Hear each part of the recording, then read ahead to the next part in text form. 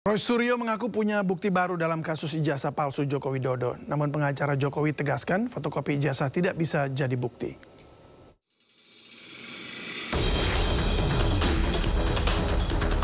Tim Roy Suryo mengungkap temuan baru terkait dugaan ijazah palsu Presiden ke-7 Joko Widodo.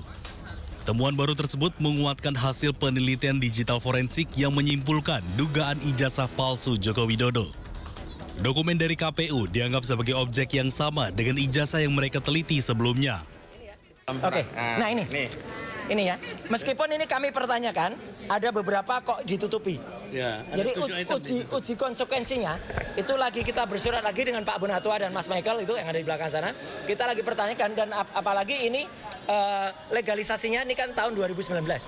Kita bersurat juga untuk yang legalisasi tahun 2014, itu juga kita minta legalisasi tahun 2005 di Jakarta, legalisasi tahun 2010 yang ada di Solo juga kita minta. Sementara itu, kuasa hukum Joko Widodo Yakub Hasibuan menegaskan fotokopi ijazah yang diklaim sebagai ijazah palsu adalah tidak benar. Oleh Bareskrim juga sudah dinyatakan asli karena sudah dilakukan lapor yang menurut kami sebenarnya tidak perlu sampai lapor. Namun proses hukum sudah berjalan dan sudah dipastikan itu asli sehingga dihentikan penyelidikannya. Jadi karena mereka mendapatkan fotokopi itu tidak bisa membenarkan bahwa seakan-akan tuduhan ijazah palsu itu terbukti. Kan nggak ada hubungannya. Kemarin mereka masih bilang, ya saya akan analisa, saya akan periksa lagi. Loh, kok Anda baru mau periksa? Sebelumnya, Bareskrim Polri menyatakan ijazah Jokowi identik. Sementara kasus ijazah palsu di Polda Metro Jaya masih berproses dan telah naik penyidikan. Tim Liputan iNews melaporkan. Kita ke informasi lainnya pemirsa, Gubernur Sumatera Utara Bobi Nasution merespon teguran inflasi sumut tertinggi di Indonesia. Bobi Nasution mengatakan pihaknya terus melakukan upaya agar sumut tidak lagi mengalami inflasi yang tinggi. Inflasinya tertinggi. Bahwa di sini kita sama-sama melihat Provinsi Sumatera Utara 5,32, Provinsi Riau 5,4. Gubernur Sumatera Utara Bobi Nasution kena tegur Kementerian Dalam Negeri. Pasalnya, inflasi di Sumatera Utara menjadi yang tertinggi se-Indonesia dengan 5,32%. Hal itu disampaikan Sekretaris Jenderal Kemendagri Tom Sitohir dalam rapat koordinasi pengendalian inflasi daerah. Teman-teman kepala daerah dan pemerintah daerah harus bekerja keras nih, daerah yang merah-merah ini. Kenapa? Karena yang lain bisa. Gitu loh. Menjawab teguran, Gubernur Sumatera Utara Bobi Nasution melakukan sejumlah langkah untuk menekan inflasi. Salah satunya adalah melakukan gerakan pangan murah. Bobi juga akan memperkuat kerjasama antar daerah dalam menjaga ketersediaan pasokan pangan. Yang bisa kita bantu, yang bisa kita intervensi adalah dari volatile food-nya. Per hari ini kita sudah ada operasi pasar Pak ya, dan hari ini kita kirim barang juga. Salah satunya yang paling tinggi volatile food-nya adalah cabai merah. Kita ini beli dari luar daerah, dari luar Sumatera Utara. Hari ini sudah dikirim. Kita lagi mau coba cari terus, kita intervensi sampai dengan akhir tahun ini. Kepala daerah dengan inflasi tertinggi dituntut bekerja lebih keras karena tingginya inflasi akan sangat berdampak bagi masyarakat. Selain Provinsi Sumatera Utara yang mengalami inflasi tertinggi di Indonesia, medio September 2025 adalah Riau dan Aceh. Dari Medan, Sumatera Utara, Aminur Rashid, iNews melaporkan. Menteri Keuangan Purbaya Yudi Sadewa kembali bicarakan soal transfer ke daerah atau TKD yang dipotong. Di waktu yang sama, Ketua Dewan Perwakilan Daerah Sultan Bakhtiar Najamuddin juga memberikan tanggapan usai 18 kepala daerah ramai-ramai menyambangi kantor Menkeu untuk mengajukan komplain.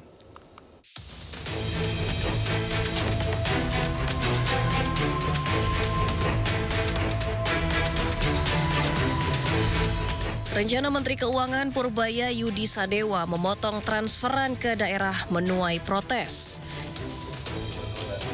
Para gubernur tegas menolak rencana pemerintah pusat yang akan melakukan pemotongan anggaran dengan mendatangi kantor Kementerian Keuangan di Jakarta. Meski begitu, Menteri Keuangan masih santai menanggapi perihal transfer ke daerah atau TKD yang diprotes. Usai pelantikan sejumlah pejabat pada Rabu sore di Istana Negara, Purbaya mengatakan dirinya sudah menjelaskan mengapa penurunan terjadi kepada para pemimpin di daerah yang datang ke kantornya. Ia juga menyebut jika ekonomi membaik, tentu penambahan secara otomatis akan dilakukan pada pertengahan tahun depan. Dia semuanya kan kalau dipotong anggarannya pasti protes. Saya bilang ya pertengahan tahun depan mungkin ada ruang untuk mengindik ke atas, mengupgrade kalau ekonomi sudah mulai bagus dan pajak kita membaik ya. Kalau ekonomi bagus kan otomatis pajaknya juga naik kan. Nanti kita lihat, saya pesan sama mereka, ya Anda pastikan aja penyerapan anggarannya bagus, tepat waktu dan nggak ada yang bocor. Kalau itu yang terjadi, maka tahun depan kita bisa propose ke atas dan ke DPR untuk menambah. Sementara Ketua Dewan Perwakilan Daerah Sultan Bahtiar Najamuddin mengatakan legislatif telah berkomunikasi dengan Menkyu dan menekankan untuk perbaikan berkala soal transfer ke daerah serta melakukan penambahan anggaran. Prinsipnya nanti secara berkala itu akan ditinjau ulang. Nah, kami kurang lebih sebulan lebih yang lalu dalam pertimbangan DPD terkait dengan era APBN memang kita sudah meng-underline bahwa memang sebaiknya TKD itu ditambah karena aspirasi para kepala daerah begitu banyak. Tapi juga catatan kita juga bahwa kepala daerah agar betul-betul produktif, efektif dan selektif sehingga juga dana TKD yang diluncurkan ke daerah itu betul-betul punya multiplier efek. Sebelumnya di depan belasan gubernur yang mendatangi kantornya, Menteri Keuangan Purbaya Yudi Sadewa telah mengatakan alasan pemotongan disebabkan APBN 2026 lebih rendah 29% dari sebelumnya di angka 919 triliun menjadi 650 triliun rupiah. Dari Jakarta, Camar Haenda, Novandwi, iNews melaporkan. Kuasa hukum relawan Jokowi Sylvester Matutina mengklaim kasus pencemaran nama baik yang menjerat kliennya sudah kedaluarsa sehingga tidak bisa dieksekusi. Sylvester disebut berada di Jakarta dan akan mengajukan peninjauan kembali untuk kedua kalinya.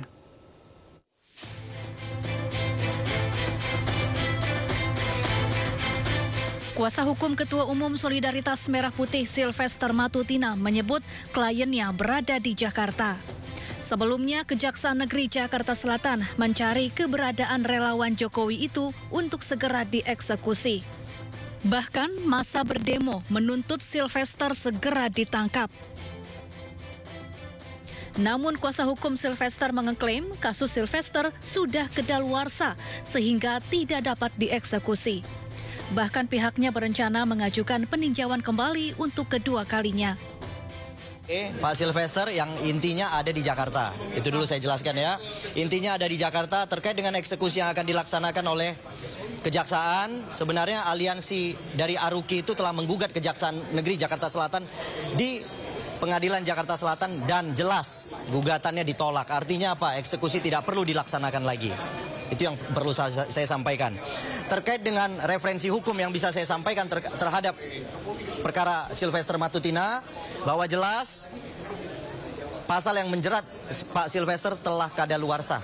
Oke, menjalankan putusan terkait dengan undang-undang hukum pidana yaitu pasal 8485 bahwa peristiwa tersebut telah kadaluarsa dan tidak patut untuk dieksekusi lagi. Akar permasalahan bangsa ini adalah ambisi politik Yusuf Kala. Mari kita mundurkan Yusuf Kala. Sebelumnya, Sylvester Matutina telah divonis bersalah atas kasus pencemaran nama baik terhadap mantan Wakil Presiden Yusuf Kala pada tahun 2018 lalu. Yakni terkait tudingan Sylvester yang menilai JK menggunakan isu SARA untuk memenangkan pasangan Anies Sandi di Pilkada DKI 2017 lalu.